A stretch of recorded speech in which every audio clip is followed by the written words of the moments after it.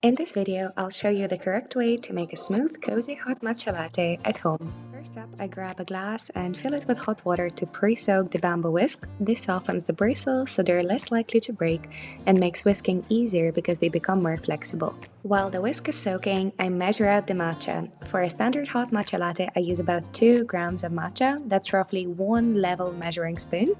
And then I place a sieve over my matcha bowl and add the matcha and gently sift it through. Because my matcha is so finely ground, it naturally forms little clumps, especially in humidity, and sieving breaks this up so the powder spreads evenly in the water and gives you a smoother, more consistent texture. And now we add the water. I'm using water at around 70 to 80 degrees Celsius with the sweet spot close to 75 degrees Celsius, hot enough to open up the flavor but not so hot that it turns bitter. We add the water in 2 steps instead of 1. First, I pour in about 10 ml of hot water and use a small circular motion to mix it into a smoother paste, scraping any matcha off the sides of the bowl. Starting with a little water lets every grain of matcha get properly wet so there are no dry clumps trapped inside. And then I add another 30 ml of hot water, and now I switch to the classic matcha whisking motion. The movement comes from the wrist and not the arm, and I'm whisking in a fast zigzag, almost like drawing a little M and W shapes. I'm keeping the whisk quite light in the bowl.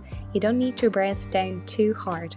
Pressing too much can damage the bristles, scratching your bowl, and actually makes it harder to whisk quickly. We whisk because matcha doesn't dissolve with water. It stays as microscopic tea particles suspended in the liquid. The aim here is to keep those particles moving evenly through the water while you whisk air into it. That quick side-to-side zigzag keeps the matcha suspended and builds a fine, silky microphone on top. That's why we avoid slow circular motions and stick to that fast, back and forth whisking. When it looks creamy, I slow down and lightly sweep the whisk over the top. Then I rinse the whisk. I place it back into the glass of hot water, give it a quick swirl to remove any matcha, shake off the excess water, and set it on the whisk holder to dry. And now we are ready to build the hot matcha latte. I'm using a clear, heat-proof glass so you can see the layers. And first I pour in the matcha shot, and then I add the steamed milk. Just make sure that your steamed milk is actually not too hot because it can also burn matcha.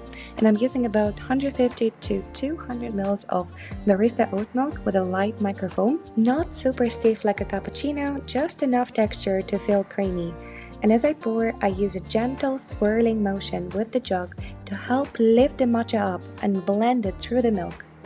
Because matcha is a suspension, the particles slowly settle, so once it's nicely mixed with the milk, it's best to enjoy it fairly soon and really savor the moment.